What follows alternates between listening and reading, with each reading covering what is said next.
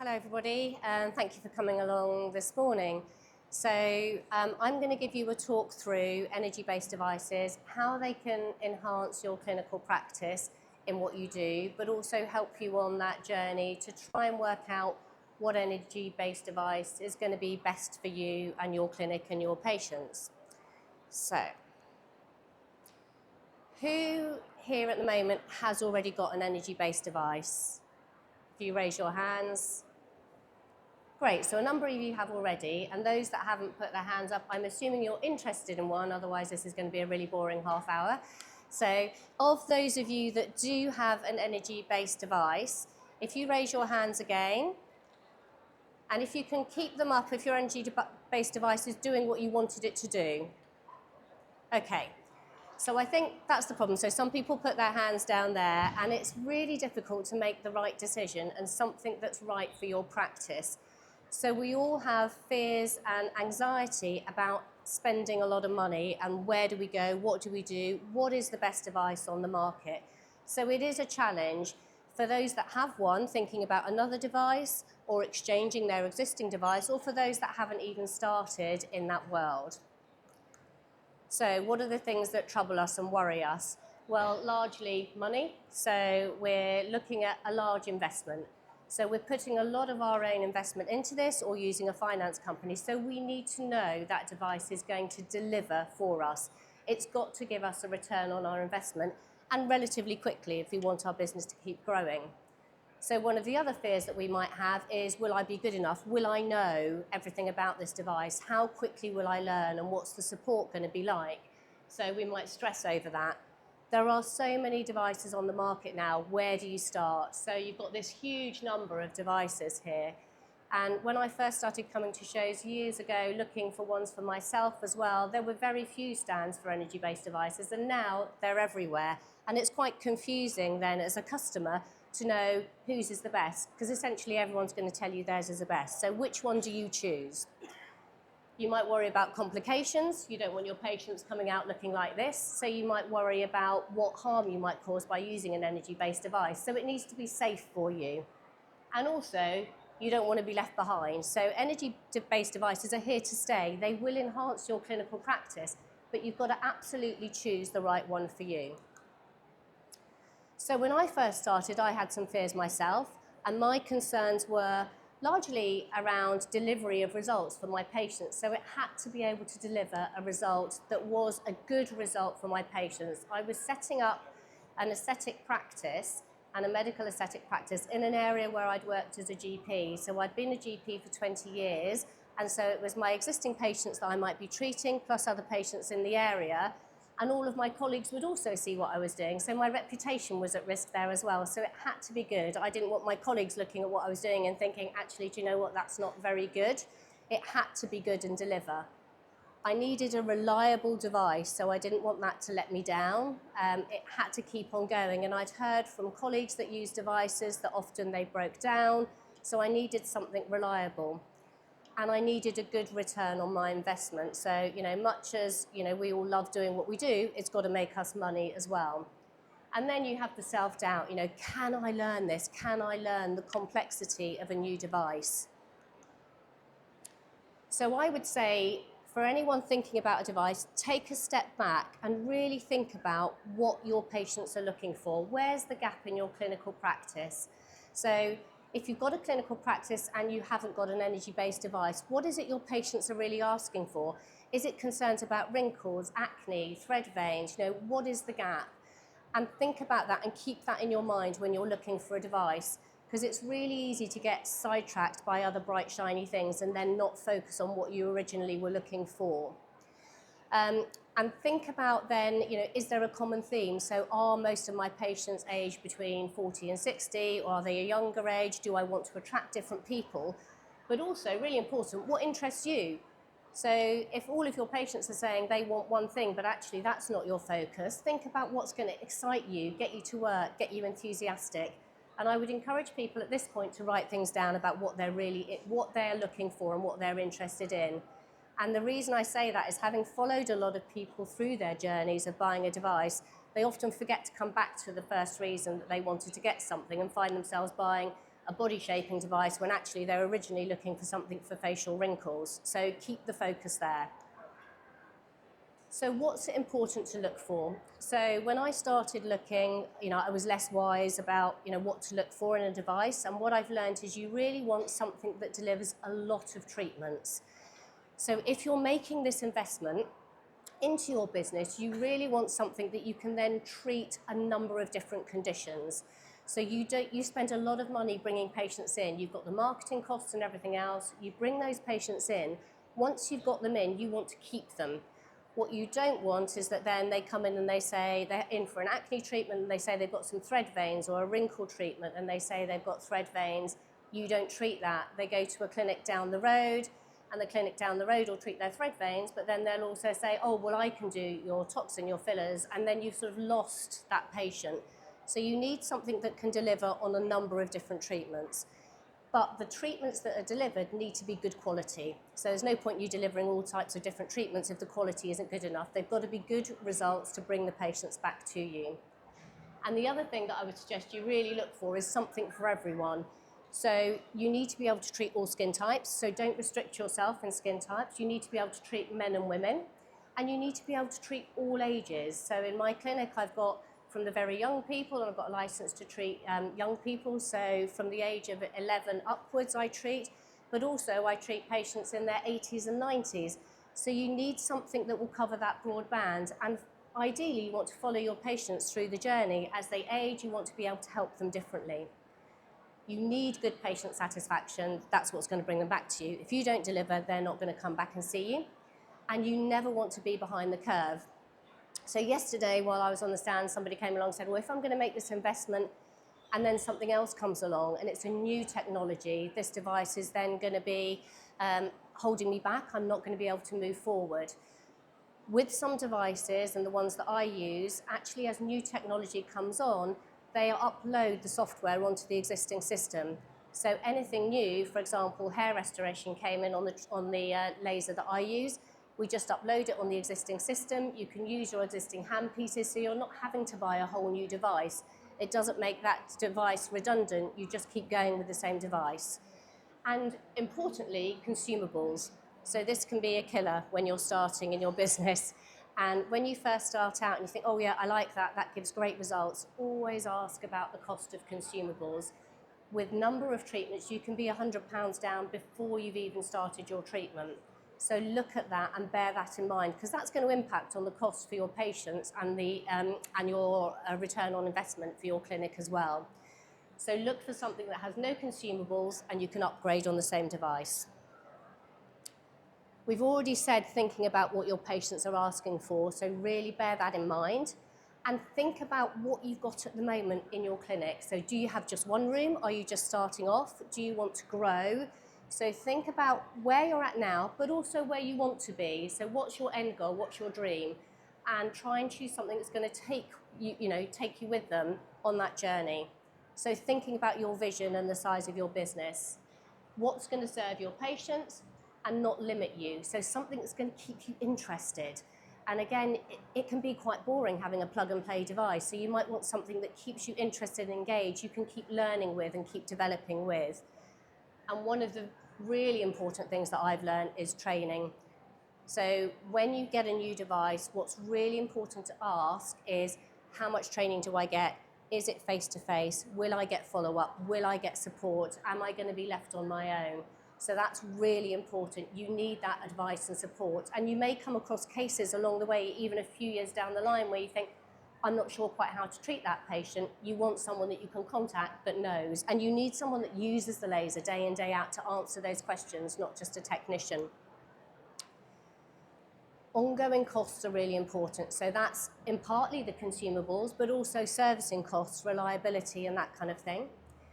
You want a device that's going to last, so you don't want something that has got only a 5-year lifespan, which some do. So you need something that's going to go on and have at least 15 years longevity in what it can deliver with those upgrades, as we were saying, so it keeps you at the head of your game. So it's got to have high quality, it's got to be robust, and it's got to be able to deliver. And the other thing you really need to ask about is servicing and support, and how quickly companies will come to you and help support you if there is an issue with your device. So those were all the things that I've learned along the way are really important. So what I would suggest is you sort of follow this and you read a lot, do your research, do your learning, make sure you understand different devices. Take notes because you can refer back to them. It's easy to get in a little bit of a blur about what device does what. So always just write a few things down. Go and see the devices in action for yourself. Hold it, see it, feel it. You'll get a feel for are they plasticky? Are they titanium? Are they robust? Can you sterilize the equipment, or are you having to have a number of consumables? So get a feel for it and try it on yourself. Does it hurt when you have that treatment done? Because if it's hurting you, it's going to hurt your patients. So you need to feel it, live it, breathe it, get a proper feel for what you're looking at and what you're purchasing. Realistic ROI is really important because you'll often get told this can make you millions. You need to look at realistically what you're going to be earning per patient, and you can ask clinicians that already have devices. So if you go and see a company, say, can you put me in touch with another clinic, ask around and what they make, what is their ROI. Consumables we've talked about, and look at the options of treatments. So we all have lots of emotions when we're looking at buying a device. We start with a lot of excitement and we look at the devices, companies get us enthused, we think, yeah, I want that one, oh no, I want that one looks better. And so you dither between the two, and I would say the best way to calm your anxiety is to do your research and knowledge and learn.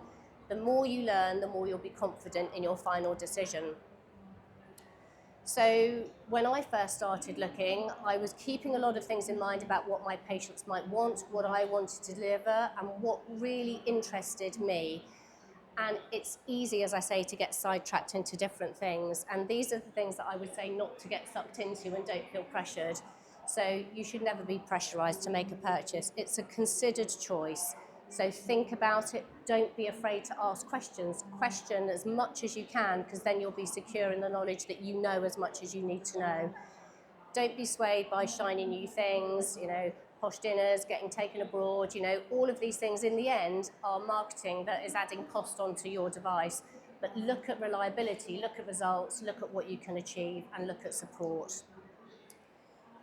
So for me, I wanted something that delivered lots of treatments at high quality, had to deliver on that, had to be evidence-based. So my background in general practice, I wanted to be able to deliver something that properly worked, but I could actually demonstrate to my patients that there was evidence behind what I was delivering.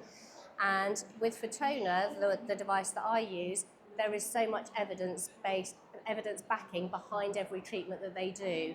And we want to share that with you. I needed a lot of support. I was completely new to lasers, so I had never used a device in my entire life when I first started. So it was a really big leap for me to go from nothing to something that was quite advanced. And I really wanted to build a successful team, so I wanted it to be something that medics could use, but also that non-medics could use, because I did want to grow a team of practitioners.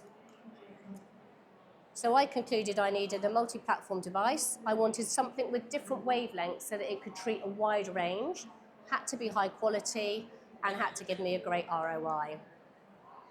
So this is looking at ROI, and these figures are taken from my clinic, so they're not super inflated figures, they're just what we would take. So this is based on when people start and you've got maybe 4 patients a day, so you're never going to start on a full clinic of 7 patients, 8 patients, 9 patients a day. So on a very basic outline of 4 patients a day, of some low start patients, of a new patient appointment, so we charge £165 per patient for a first assessment, test patch and so on. Then a low cost treatment, an average cost treatment and a high cost treatment. So our high cost treatments in my own clinic are £795, the low cost ones that are there are £295. So I've added those up to give you £1,750 for those 4 patients. So it's over that whole range. Bear in mind, you might have some clinics where you've got 4 high cost patients or 4 low cost, but it averages out. So that's your earnings. If you're working 5 days a week for 4 patients only a day, and that's your figure per month, and then that's your annual income. So that's nice. Those are nice figures when you've got no consumables there. And if you think if you're buying a device that may have cost you 50, 60, 70, 80, £100,000, you can see how quickly you can pay that device off in reality. If you then step that up to 7 patients a day, the numbers change quite significantly. So you can see your earnings go up, and that's if you're working 10 months a year. So that's giving you 2 months as holiday, and that's kind of what you're looking at. And those, as I say, are my clinic's figures, and that's reality. Those aren't hyperinflated figures. So you could inflate those and say you're doing, 3 high cost ones and 2 low cost ones and 1 very low, and equally, the figures will get higher. So that's a conservative estimate. So when I started, I took a room here in the clinic. So this is an outpatient clinic, private hospital, and just took a room there. So I was cautious when I started. It was a whole new world to me. So I still have my clinic here. I've then set up here in Berkshire. So I've got a clinic there with 4 rooms, and we're just setting up now a training centre there. And then I'm medical director of the Haven in Knightsbridge. So things grew quite quickly, and it's quite exciting when you're in this world, and you can really develop and learn. And this is stuff that you guys can do. So I chose to go with Fotona, which is an incredible brand. It's actually made in Slovenia, which a lot of people don't even know where it is. So top of Italy, joins Austria. The reason I chose them is that they have erbium and ND-YAG, but what they've done with the erbium and ND-YAG is very different to other devices. So they've adjusted the pulse durations massively, and that's what enables you to have so many treatments available with just one device. So from really short pulse durations to really long pulse durations. And they have this thing called smooth mode. So smooth mode is totally unique to Fotona, and they've made erbium, which traditionally is an ablative treatment, into a non-ablative mode. So what they've done is made micro short pulses of erbium, but stacked them. So you get 6 little pockets of stacks that go deep into the tissue, so you don't damage the epithelium, but you get the heat delivery. So you get some incredible results without damaging the surface. And this enables you to do some really quite unique treatments. So what you can treat with this, and it sounds bizarre, but snoring. So you can use this inside the mouth to treat the soft palate. So 85% of people that snore, it's due to laxity, so you can actually tighten the collagen fibers and you stimulate new collagen. Hair restoration is phenomenal with the Fotona. So that's stimulating your blood flow, you're using heat there to stimulate your growth factors, you can reawaken dormant hair follicles, and I'm going to show you some before and afters so you can see the difference that it can make. You can do a 4D facelift, and essentially what that's doing, it's collagen stimulation, but you start intraorally, so you start inside the mouth, and you can deliver heat inside the mouth. And by doing that, if you imagine you can drink a hot cup of tea and it doesn't burn inside your mouth, but if you spilt the hot tea on your hand, it would burn your hand, means you can get super high energy levels intraorally. And by doing that, you get plumping and lifting in that area, and you can lift the jowl area. And essentially, as any of you in aesthetics know, patients come in and they go, I just want this. And they make it sound so simple, and it's a really difficult thing to do, and to do without, using other, you don't want to over-inject, you don't want pillow faces. So this is a really nice, natural way of boosting the collagen in those areas. You can treat around the eye, you can lip plump, no fillers, you can skin tighten, and you can also use it vaginally as well, very safely. So incredibly, in one device, you can have over 100 applications. So there is so much you can deliver with this device. And it isn't sort of a jack of all trades, master of none. It delivers really well on everything that it does. I see a lot of patients with rosacea with outstanding results, and it's quite life-changing for these patients when you treat them and they're coming back in, they're not having to cake their faces with makeup. It's phenomenal.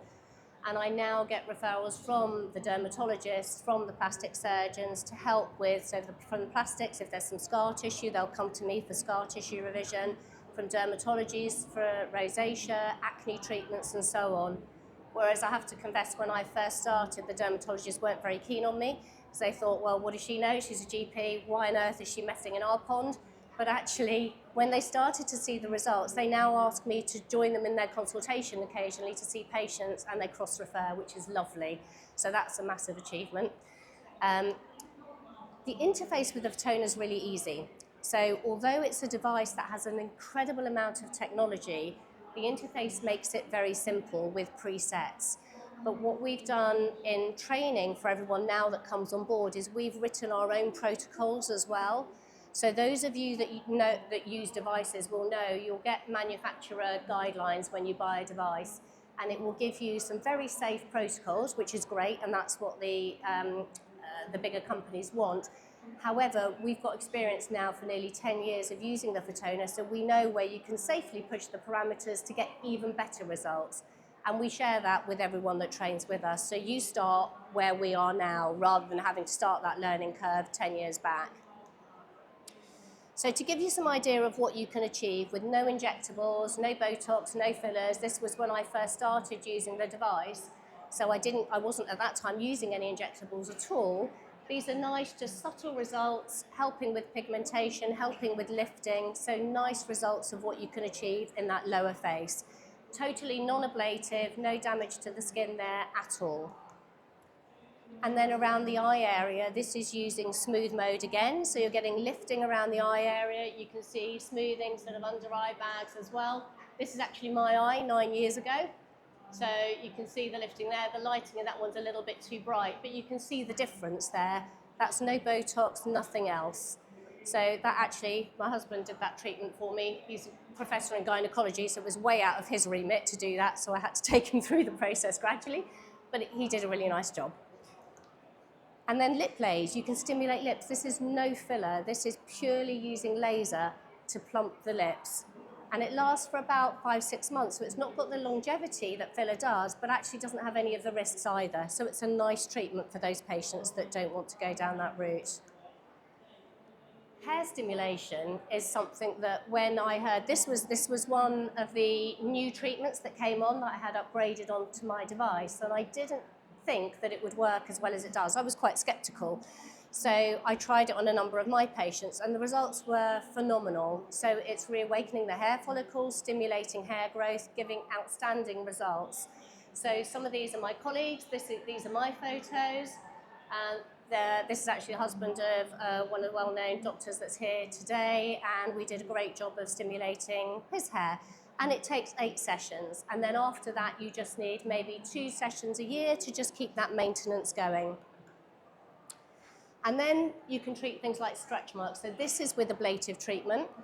So you can see on this one here, this is 1 session. So nice result just with 1 session. And then on this one here, stretch marks, this is 2 sessions that you'll see here. So again, really nice results for patients. So they're not having to and fro. So this is where you're being a bit more aggressive with the laser, and you're making microchannels into the skin. And you can use products on the skin afterwards. And again, for these patients, this was a real confidence boost. They'd struggled with these areas for ages. This is a really nice example also of using the laser in ablative mode. So you can see here 2 moles which I removed with laser, so that's just 1 session. You just take them away and then treated sort of barcode lines above the lips there, smoothing that out, and then with the fractional, adjusting the heat so you get real collagen stimulation in those little crypts and the crevices in between the raised areas. And that 2 sessions for the upper lip area. No filler, no skin boosters, nothing. That's purely laser alone, which I think is a really nice result for her. And then you can treat things like xanthelasma, which is lovely. So that's just erbium, again, ablative erbium. And the erbium versus CO2 debate. So erbium with the Fotona is very different from other erbiums in that it has, this is the geeky bit, square pulse technology. So the technology is very precise. You don't have a bell curve where you're getting heat dissipation elsewhere in the tissue. It's incredibly precise. So you're just hitting those areas. And then you can treat things like acne as well. Port wine stains you can treat, again, life-changing for patients with laser. And thread veins, that's with ND-YAG. And we've got a number of awards for our treatments as well, and we've been finalists for Best Non-Surgical Results as the Aesthetic Awards. So you really, hopefully giving you a run through of that shows you how you can stay ahead of the game using this type of laser. It's always going to keep you at the forefront of the science. And again, we've won a number of awards for what we deliver. This is our team. So you might have seen us all in red. We look a little bit like Virgin hostesses, where we're going like this, giving you the exits. But Fotona logo has got a red dot on it, so we like the red. We listen to where you're at right at the beginning of the process, so we can help you with choosing where your location for clinic is, because we've gone through that process. We support you with your core of knowledge. Face-to-face training is so important for you, so don't do training online. It has to be face-to-face, you using the laser. We won't let you loose until you feel confident on using the device. We have WhatsApp groups for support, Facebook groups for support, and again, last year we got highly commended for best training provider, so which we're really proud of. So in summary, I would say Fotona it's a laser for intelligent clinicians. It is not a plug and play, so you're not going to plug someone in, walk out the room, leave them 20 minutes and come back. You need to understand your technology, and that's where we come in and we train you and you understand it.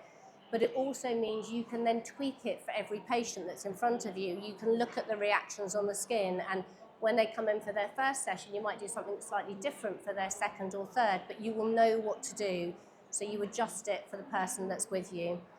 You've got a lot of diverse therapies there at your fingertips, and you can also add in topicals and change things up. So blending and combination therapies is absolutely the way forward. So you can use your laser as laser on its own, or you can combine it with other things. So combination therapies I use a lot now with PRP, exosomes, polynucleotides, and the list goes on. And I just want to show you a couple of results where we've done some combination therapies. So this lady came in, she was unhappy with the lower part of her face. This is pure laser getting to this point. So this is using the Fotona 4D, lifting the lower part of the face, and then using Smooth Eye. And then this is with a little bit of filler and some skin boosters on top. So nice result. And then this one I love. So this is how this lady came to us. So she looked a little bit tired, pigmentation, laxity in the lower face. This was her admittedly smiling in this photo, but you can see the change in the skin quality there. It's really different. And then bless her, this was in prep for her daughter's wedding, and she sent us a photo of her on the wedding day. That's her, which was lovely. And she sent us that and just said, thank you ladies for all your help, which was amazing. So, I mean, it looks like a different person. So lovely to be able to treat her. And again, with her, icing on the cake was a bit of filler, but we didn't have to use a lot because we'd already done the skin prep and the lifting. So I hope that gives you a really good run through of what to look for, what not to be scared to ask, and how we might be able to help you. And if you want any more information, we're on stand C20, which is kind of opposite corner. So by all means, come and have a chat with us. We can arrange demos and go from there. And any questions at all? Okay. Hi, thank you very much for a very informative talk. I really appreciate it. If you're introducing laser into a clinic for the first time, there's obviously quite a mindful of all the different machines, as you very already said. But what other things do we need to think about? So, you know, obviously everyone asks the question about CQC. Do you have to do any other training apart from training on the machine? Is there sort of any? You mentioned core of knowledge, but you know, what kind of things do we need to think about? To be aware of? Yeah, good question. So for those of you that are doctors, nurses, dentists, pharmacists, you don't need to do any additional qualifications apart from core of knowledge and your training with us. And core of knowledge is something that we support. If you are an aesthetic practitioner, you need to be level 4 aesthetic practitioner. And again, we have a company we work with that can get you to that stage, and the core of knowledge you would need. And then again, your face-to-face training with us, where we absolutely handhold you through that process. Thank you. Thank you. Thank you.